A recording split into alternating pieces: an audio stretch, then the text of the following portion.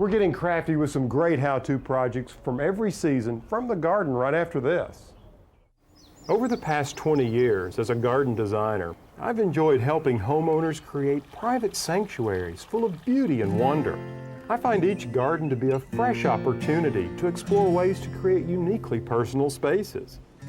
These are just a few of the gardens I've helped to transform into garden homes.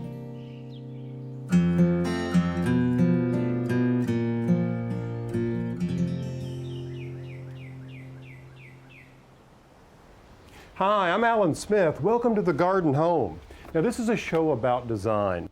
Design that involves both the inside and the outside. What we love to do here is make the most of exterior spaces, but at the same time bringing some of those elements inside, blurring the lines between inside and out.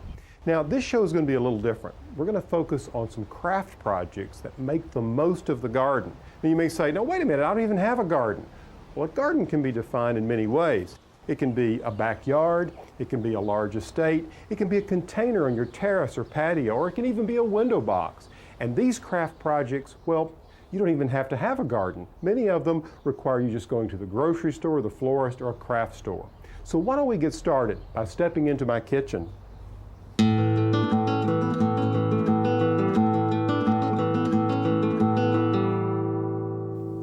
Visit virtually any restaurant these days across the country, and you'll find that chefs are using flowers not only as a garnish for food, but as an ingredient as well. Now, this isn't a new idea. In the 19th century, bakers used flowers in a crystallized form to decorate confections, just as I've done here with this cake. Not only are these crystallized flowers beautiful to look at, but they're delicious to eat. And it's a great way to use certain flowers from your own garden. Of course, you wouldn't want to eat every bloom. Some taste better than others, but there is quite a range of edible flowers. There are roses, scented geraniums, snapdragons, and a whole host of herbs. If you try using flowers this way, I can't think of a better reason to avoid using pesticides. Now today, I'm using violets, some violas, and mint leaves to decorate this cake. Let me show you the process. It's very simple. First, I created a syrup by taking a full cup of granulated sugar and a half a cup of water. I put this on medium heat and brought it to a boil and let it simmer for 2 to 3 minutes until the syrup ran clear.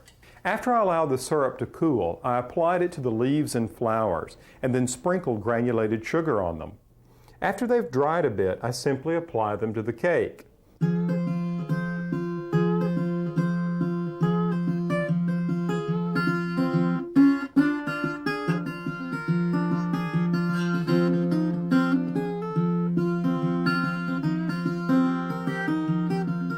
One aspect of spring that I find really spectacular is the greening of the garden. The range of color you find in green is truly amazing, and our lawn certainly helps set the tone for this. I get a lot of viewer questions about lawn care, so let's take a moment and address a few ways that you can get the most out of your mower this spring. The first thing you'll want to do is drain the gasoline and oil from your lawnmower. You see, any gasoline that stays in the tank for over a year can gum up your carburetor. Now you can do this by using just a few things from around the house. A turkey baster is great for extracting the gasoline from the tank. It works better and easier than turning the mower upside down. For collecting the oil, try using a disposable aluminum roasting pan. After you've collected it, you'll want to dispose of it responsibly. You'll find many automobile maintenance businesses take used motor oil for recycling, and this is the most environmentally safe way to discard it. Next, you should replace the spark plug. You see, it's the spark plug that ignites the engine. If it's worn or corroded, you'll have difficulty starting your mower. These little guys are inexpensive and easy to replace. And one last tip, take your mower in and have the blade sharpened and balanced. This will keep the engine working more efficiently, and you'll get a smoother cut on your grass. Of course, anytime you're working on your mower, you should always disengage the spark plug. See if I can get the door to shut. There we go. All right, now this doesn't weigh as much as it looks. Now, before we get into this, I want to ask you a question. Do you have this dream to have 2 or 3 acres, maybe a truck, a horse, a few dogs out in the country somewhere? Well, if you do, you fall under a demographic called a Ruralpolitan. You see, these are people who live 25 to 50 miles out from where they work, And they have several acres of land not to produce money, but for them to enjoy their hobbies like gardening. A few years ago, I purchased a plot of land with the goal of creating a Ruralpolitan style garden home. Now, one challenge I've noticed moving from a garden that's 100 by 150 square feet is thinking about caring for vast spaces. For instance, the lawn is more of a field. Obviously, a push mower is going to be too small, so I've had to upgrade the equipment a bit. You know, when you have such a large landscape, you have to get creative with ways you deal with the vastness. Dividing the space is a good idea in any garden. I divided a portion of my new garden home into a wildflower meadow. This spring, the wildflowers were really striking, particularly set against the backdrop of this dark wooden fence. You see, wildflowers are great for a loose, natural feel in the garden. One of my favorite reasons to grow them is for picking and using them in arrangements. During a visit to Wild Seed Farms in Texas, we got tips on growing wildflowers. Many homeowners ask us, do I need a large field in order to plant my wildflowers? And we tell them most homeowners have the perfect area in their backyard to plant wildflowers. Usually they will need a full sun, well-drained spot area, and then they need to get a seed mixture that's for their area. Many of them come to us and say, you know, after all, these are wildflowers. Can't we just toss them over our shoulder and walk away? Then 3 days later, there'll be a blooming plethora of wildflowers. Well, for optimum results, if you can start with bare dirt, barely loosen your dirt, maybe 1/4 inch, and then surface sow, or we sometimes say feed the chickens over that loosened dirt. And then the most important step is probably the last step. If you can press that seed into the soil somehow. When I plant, I only plant a very small area. So I just walk them in. And then if you have no way to irrigate your wildflowers, what you're going to have to do is do what we do here at the farm. You're going to have to pray a lot because you're going to have rain in order to get them to germinate. And then in a short while, you'll have magnificent blooms like this. Once you've picked your variety of wildflowers that you want to grow and have them established, caring for them is really very simple. Just stare out your window and enjoy them as the days pass by. The only thing about wildflowers is that as the season goes on, the more blooms that you have had during the season, the more dead foliage you may encounter. So the rule of thumb that we use is once the dead foliage outweighs the color, go ahead and mow it down and have your wildflower area prepared for next year. Okay, now let's go back to this fence that I mentioned before that encloses the wildflower meadow. If you've ever had a painted fence, and you've probably experienced the frustration of repainting, well, I came up with an idea to give my fence some definition and to cut down on the maintenance at the same time. So instead of using paint, I used a stain that was actually pretty opaque, so it created a dense color that was soaked up into the wood. This helps to protect the wood and make the fence last longer. Now that's an example of painting with a wide brush, a big landscape. Accenting that fence with that stain really set off the field of wildflowers. But you can use paint and stain in a smaller composition. Here I've used chocolate brown on just ordinary clay pots to pull together this cluster of containers, even on the small ones, as you can see here.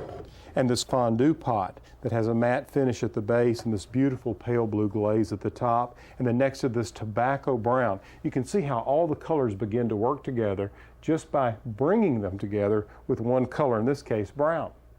In a garden I designed, I clustered containers like these up the front steps to create a dramatic entry. You know, terracotta is just a mainstay in gardens from coast to coast, but like all things, you get what you pay for. Inexpensive terracotta is generally softer and more porous, making it fragile and more susceptible to breaking in cold weather. What happens is water collects in the pores of the clay, and when it freezes, it expands and shatters the container. When I'm buying smaller containers, I really don't have that much invested, but it's a different story when it comes to these big guys. I think it makes a lot of sense to spend a little extra money and get a higher grade terracotta, like this Italian. It's denser and less vulnerable to damage. Whatever grade of terracotta you purchase, you can help protect it by applying a water sealer on the inside of the container and on the outer edge of the rim.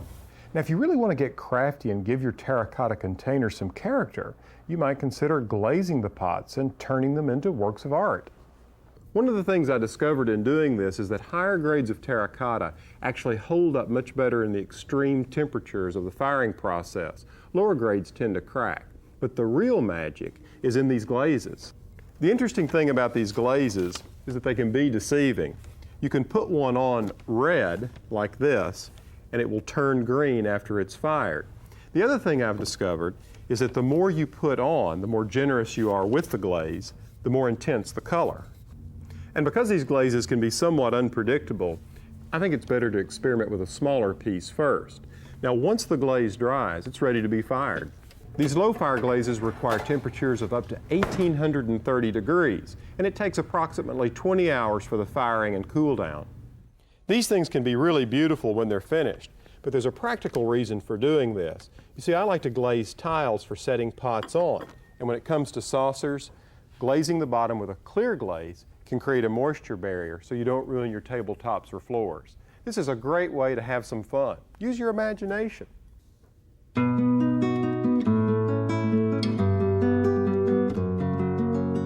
Now here's something to keep in mind. Let's say you have all your containers potted up for the summer, but keep in mind that you may want to bring some in during the winter, particularly herbs. What I like to do is take containers like these that work well together, they have a nice decorative quality, pot them up with herbs that I know will perform indoors, like oregano, rosemary, mint, thyme, and chives.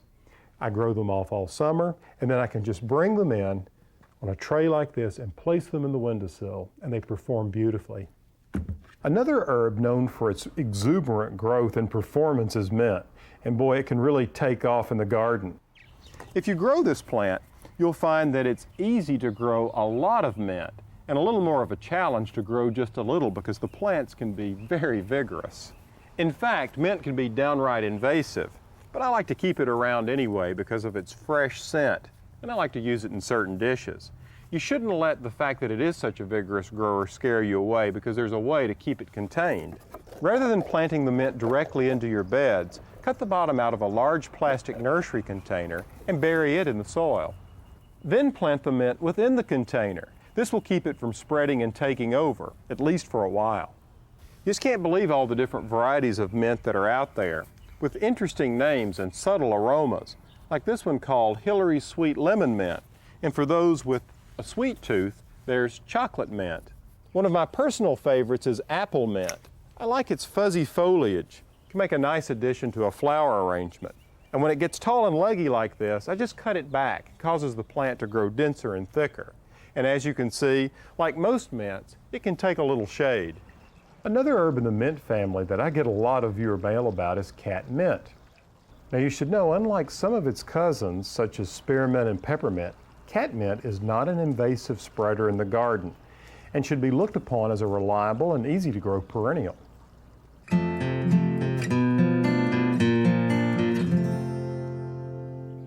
Now summer starts to wind down. You'll want to pause for a moment and gather some of the best this season has to offer so that you can use it in the cold months ahead.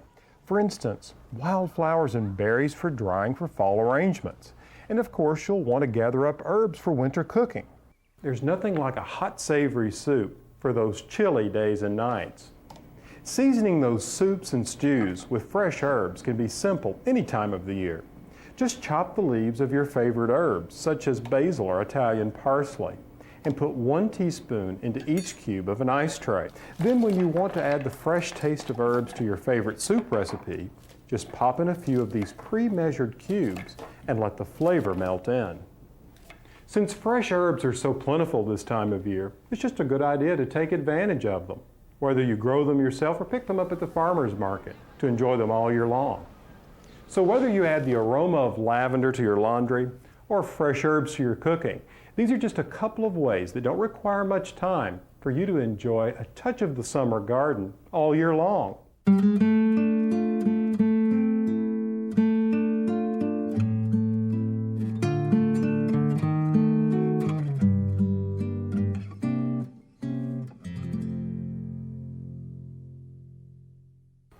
you may be saying to yourself, how on earth can I collect and grow all those things? I don't have time, I have a brown thumb, and I don't have the space. Well, listen, anyone can grow a beautiful container like this. You see, it's lightweight. It's made of hypertufa. Hypertufa is basically a combination of Portland cement, perlite, and peat moss, and it drains very well. Now, I've filled it with a variety of chartreuse and gray foliage plants. Over here I have a sedum. This one's called Ogon. This is a Sempervivum. Here's a little blue spruce sedum, and back here is a chartreuse one called Angelina, which is wonderful.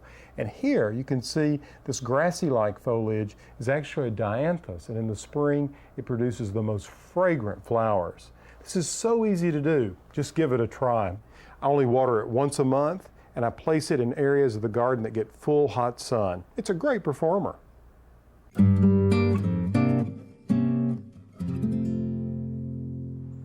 I don't know about you, but the fall seems to be all about bounty in the garden. And feasting is on everyone's mind. And certainly Thanksgiving is the key holiday of the season. A traditional symbol of this harvest season, of course, is the cornucopia. I came up with an idea that's really easy to put together and doesn't take much time. I started by cutting a 2-foot by 2-foot piece of 1-inch mesh chicken wire. Then I rolled it diagonally from one corner to the other, creating a cone. To hold it together, I bent the ends of the wire into the body and curved the closed end into the classic cornucopia shape. For the open end, I just rolled back the edges to form a lip. Now, with the frame made, I'm ready to cover it. I'm using sheet moss and attaching it with hot glue, and I found that smaller pieces of moss are easier to handle. As a final touch, I wrap the entire horn in grapevine. This gives it a nice accent and helps to secure the moss. To keep the moss from shattering, I'm spraying it with an adhesive. Now I'm ready to really get creative and fill this with all sorts of things that symbolize the harvest season, like dried fruits and vegetables, as well as living things like kale, mums, and ivy. This particular cornucopia is going to be a door hanging, but before I fill it, to give myself maximum flexibility, I'm using a waterproof paper mache liner. So later, if I want to use fresh flowers in here, it's not a problem. But in this case, I'm using dried materials, so it's really not necessary. And for the living things, I'll put them in little plastic bags. Let's get started. I begin by placing floral foam in the container, and I push it toward the back to leave room in the front for other things. Then I secure it with floral tape. I build the arrangement from the back toward the front, using tall spiky things like Russian sage. For the larger living things, I moisten the roots, slip them in a plastic bag. This will help them last longer, and they'll fit easier into the arrangement. Now I've filled in with gourds, corn, dried flowers, and ivy across the front to cascade. Okay, now I have an idea for you for those autumn nights. You know, when the temperatures drop, leaves begin to change colors. It's nice to do something that's mood setting out on your patio or terrace. There's no better way than to do it with some sort of flame or little candle. Now what I'm doing here is I'm taking these little votive jars and I'm just wrapping the tops of them with wire and making a hanger. And if you look over here, what I've done is I've just taken an ordinary trellis and I've placed it in a container. And in each one of these grids, I'm placing one of these little votive cups, and I can light them, and it'll add such a beautiful addition to the patio. Now, as you can see, I've placed this trellis in a large container. And here, this is one of those fondue pots where the base is a matte brown finish and the upper part is glazed green. Now, I wanted to coordinate this from a color standpoint, so I painted the trellis a chocolate brown to match the matte finish at the base. Now, as far as the planting goes, we're going to keep it really simple. I'm going to fill the container with this little ornamental grass called frosted curls. And what's great about this plant is that it has great texture, the color works with this composition, and it's hardy down to 0. Now for summer, you might choose something blooming like petunias, like this one called Supertunia Bubblegum Pink, or you might want something evergreen with a broad leaf like English ivy. Now if you carry this color theme just one step further, just think about how this composition would work with some of these outdoor all-weather fabrics. Take this neutral, for instance. Just look at that. Isn't that beautiful? Or if you really want to pop up the color, take something like this that has reds and oranges in it. That'll really enliven the composition. So the great thing about going with neutrals like brown and green, even green foliage for the plants, is that it's the perfect background for either of these color combinations. And as you can see, when the project is all put together, it just sparkles in the twilight.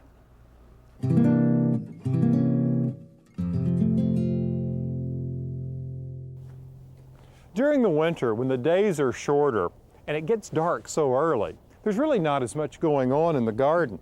It's quietly asleep, and it gives us gardeners some time to rest. But this is exactly why I like winter, because it allows me to spend some time working on projects that'll put me well ahead for the seasons to come. I use this time for garden cleanup, working on my compost area, feeding the birds who certainly add color on a cold, gray, snowy day, and working on projects in the workshop. And I also use winter to have a little fun. Watch this. Who says gardeners can't have fun decorating their own gardens? With the holidays just around the corner, I decided to transform my fountain garden into a winter wonderland. What a way to see the design of my garden. Its architecture and bare bones can really be appreciated. The tall conical hollies, the outline of the boxwood borders, and the arbors themselves come to life with lights. The festive atmosphere created here is a great way to enhance holiday get-togethers of family and friends. You'd be surprised how many of my guests actually want to brave the cold to come out and take a look at the lights and luminaries. You can make luminaries by simply folding down about an inch of the top edge of a brown or white paper lunch bag. This will help keep it open. To hold the bag in place, pour about 2 inches of sand in the bottom. Then just place a small votive candle in the sand, and you'll have a beautiful holiday lantern. Spacing them 2 to 3 feet apart and lighting them in the evening can create a dramatic effect.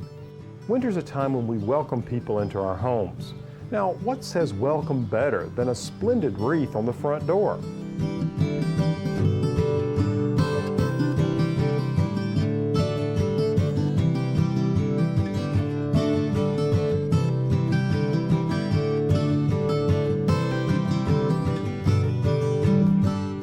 There are many symbols of this holiday season, but probably one of the oldest is the wreath.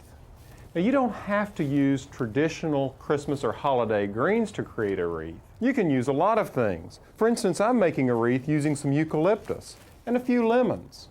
If you've ever made one of these, you know that the toughest part is creating the perfect circle or the frame. Well, I just bypass this part and use an artificial wreath. It's one of the best uses I've found for these things. If you use one of these, try to find one where the stems are made of wire. You can twist them and bend them like this. You'll find this very handy when you're attaching the real stuff. All you'll need to get started are some pipe cleaners, tools for cutting, some ribbon, and greenery and fruit of your choice. To begin with, I'm using another evergreen across the back. In this case, I'm using Leyland Cypress, but just about anything will do. This will fill in the back of the wreath and also provide some textural contrast. I stick the ends of the eucalyptus into the frame and tie them down with the wire stems. Then I overlap them around the wreath, all in the same direction. And finally, I pierce the lemons and attach them with pipe cleaners. Then just tie on a big bow. Now, these may not be the traditional colors of the holidays, but the aromatic combination of the fresh eucalyptus and lemons is hard to beat. You know, every season is full of elements from the garden that are ideal for bringing indoors. Springtime annuals can be turned into sugary confections. Summertime herbs are perfect for using fresh or drying for fall. Enjoy the first days of fall with outdoor entertaining, and then during winter, say welcome to your guests in unexpected ways. Well, that's it for today's show. If you noticed, many of the projects didn't require you having a garden. So see, the whole idea is to be inspired by things that can help us bring a bit of nature inside and bring the comfort of inside out into our gardens. Until next time, from the Garden Home, I'm Alan Smith.